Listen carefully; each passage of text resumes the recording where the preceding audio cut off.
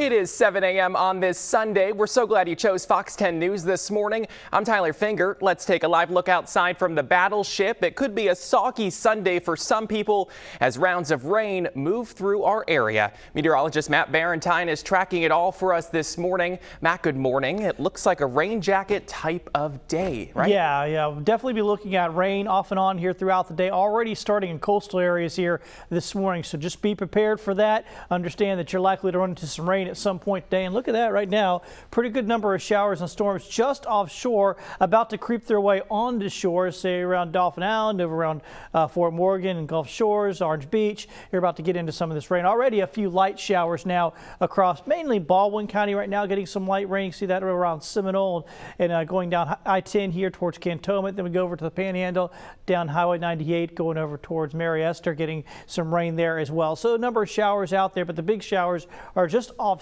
at this point, but they're going to work their way onshore here right along the coastline. So down the beaches, just keep that in mind. We're looking at some showers and some thunderstorms here this morning. You see that here on the Futurecast. Right along the coastline through the morning, through about noon, pretty active down there along the coastline. As we get later into the day, we'll start seeing some showers and storms bubbling up more inland. So everybody's got a chance of rain at some point here during the day. Coastal areas in the morning, then everything moves a bit inland as we go into the afternoon. Temperature-wise, 70s right now for most of us, except for some coastal areas are still in the low 80s, so a muggy, sticky start. Here's your planner throughout the day, and you can see as we go through the day, temperatures won't be all that hot because of the rain and the clouds, but yeah, rain's a good bet here through different parts of the day here on your Sunday. So today, likely to be fairly active with showers and storms. We're also pretty active out in the tropics. Nothing with any names out there at this point, but a lot of possibilities. I'll break those down for you coming up in just a few minutes.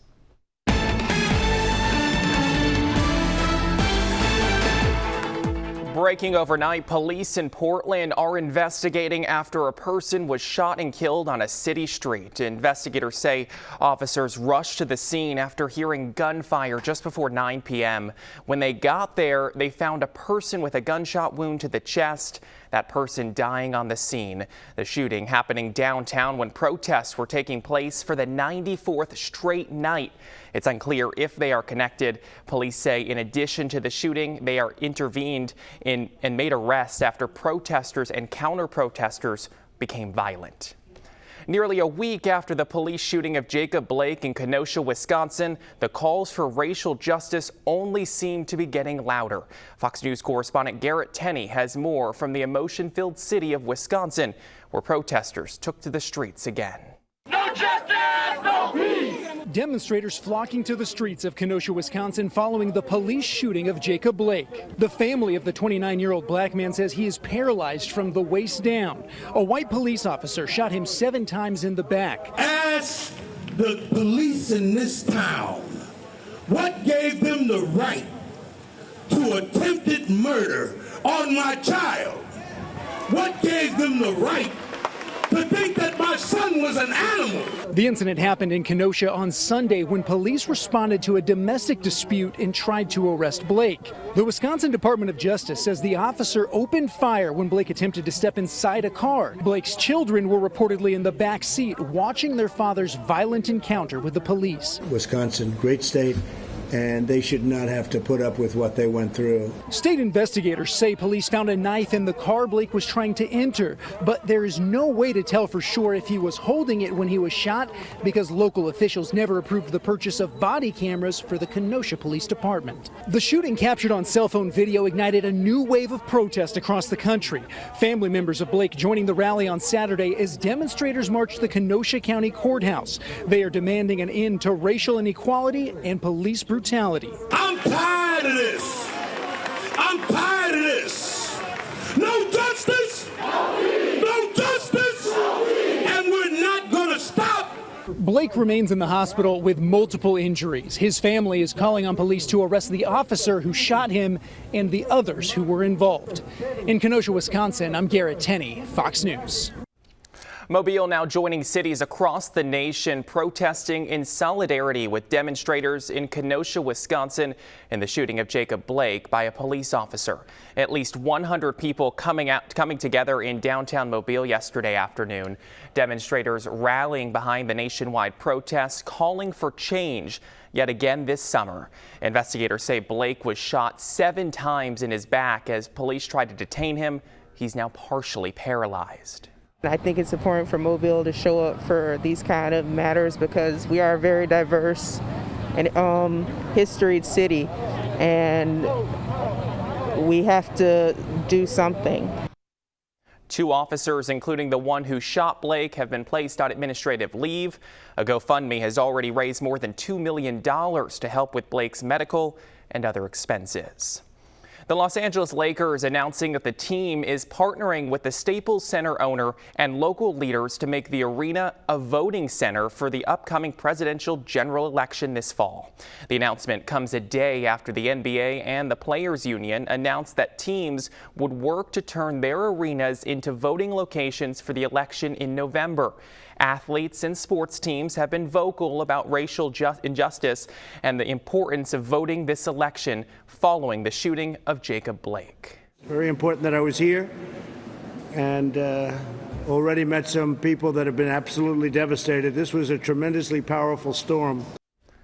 The storm may be gone, but the danger and the damage aren't. President Trump got to see Hurricane Laura's destruction up close. As Chris James reports, he met with officials and first responders in both Louisiana and Texas. Hurricane Laura hit the Gulf Coast with devastating 150-mile-per-hour winds, taking homes, power, water, and lives. Our hearts go out to the families who have lost loved ones. More than a dozen people across Louisiana and Texas lost their lives in the storm, and more than 500,000 people in 3 states lost power. President Trump saw the damage firsthand Saturday, first in Lake Charles, Louisiana, which took the brunt of Laura's wrath. I've never seen anything quite like it. You had trees ripped out from the roots. You had pine trees that were broken in half. Already met some people that have been absolutely devastated. This was a tremendously powerful storm. For people in Louisiana, it's an emotional reminder of Hurricane Katrina, which hit 15 years ago to the day. You came together and you rebuilt. America helped, and here we are today, and you're going to have this situation taken care of very, very quickly. From Louisiana, the president flew to Orange County, Texas. The state took a fraction of the damage Louisiana did, but Texas leaders were no less thankful for the help they've gotten. You have been there for us every step of the way, helping us. Texas could have gotten hit much worse. We obviously grieve that our neighbors in Louisiana took the brunt of this storm. But the danger isn't gone. Both states are under heat advisories this weekend, so turning the power back on is crucial. I'm Chris James reporting. And this is a look from Orange, Texas. A food distribution center's opening up and volunteers leaping into action as many try to recover from Hurricane Laura. Food and other supplies are being given out to people in need. Just days ago, Governor Kay Ivey authorizing the Alabama National Guard and a Black Hawk helicopter to go to both Texas and Louisiana to help with recovery efforts. Fox 10 News catching up with the head of Alabama's Task Force 1, currently based in Lake Charles. Captain Scott Carmichael of Mobile Fire Rescue is heading up the 35-member crew of first responders and volunteers. He says they're helping find family members among hurricane-ravaged neighborhoods, as well as searching buildings as evacuees return to damaged homes. Carmichael says they could be out there for 2 weeks or longer. We're prepared to be here for 2 weeks. If it extends beyond that, we will look into the process of bringing more members in and rotating these members home to keep working and just keep a couple people here to maintain continuity. The unit is a self-sustained team specializing in search and rescue, technical rescue, water rescue, trench operations, and more.